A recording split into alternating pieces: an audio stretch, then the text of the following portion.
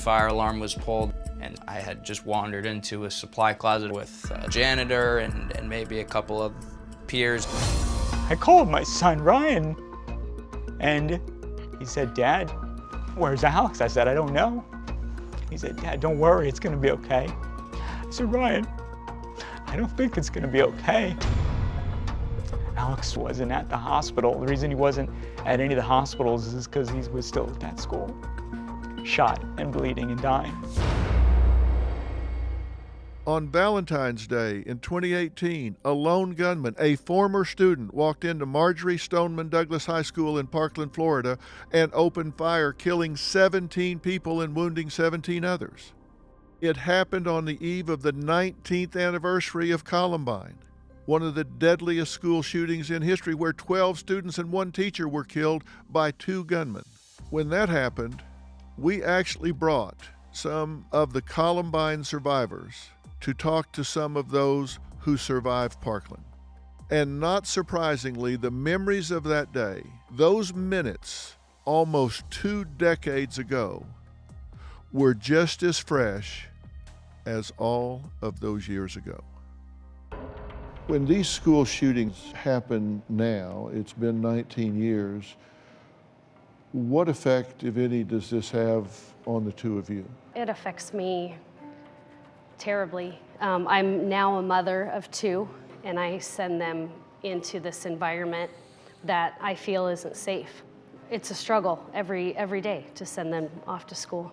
Especially when another shooting happens, it brings it all back. It's re-victimizing all over again. You relate to the sounds, the emotions.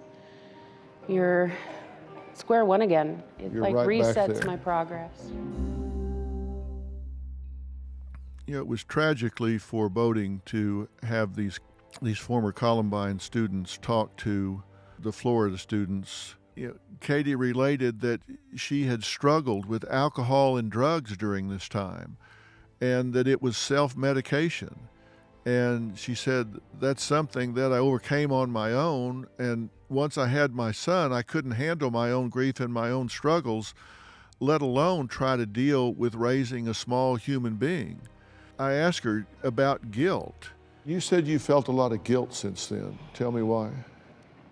Survivor's guilt is the sort of thing I didn't anticipate, where you don't feel worthy. It's like, why did I make it? What was my purpose? Why was it them and not me?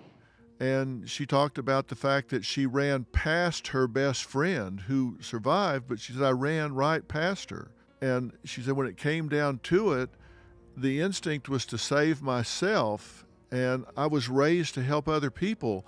But when you get down to it, that's not what was happening.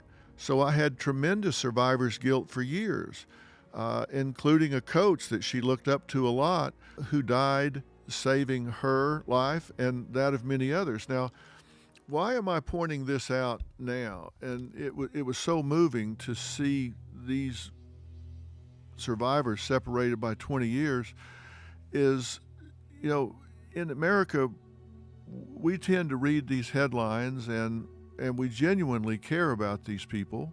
We genuinely want to see it stopped. We genuinely want to see it changed. But as time goes on and we're absorbed into our own lives, it gets pushed off center stage. But this doesn't end when the cameras go away. It doesn't end when the headlines change. These Columbine survivors, now 20 plus years later, are still suffering from what happened that day. They have post-traumatic stress syndrome, and these are the ones that survived.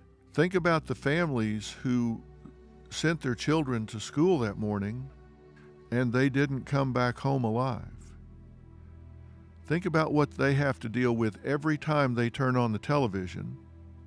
They open up their computer and they see that nothing has changed. In fact, it's getting worse. Do you have a story or a question for me? Click the link in the description and tell me what in the world is going on.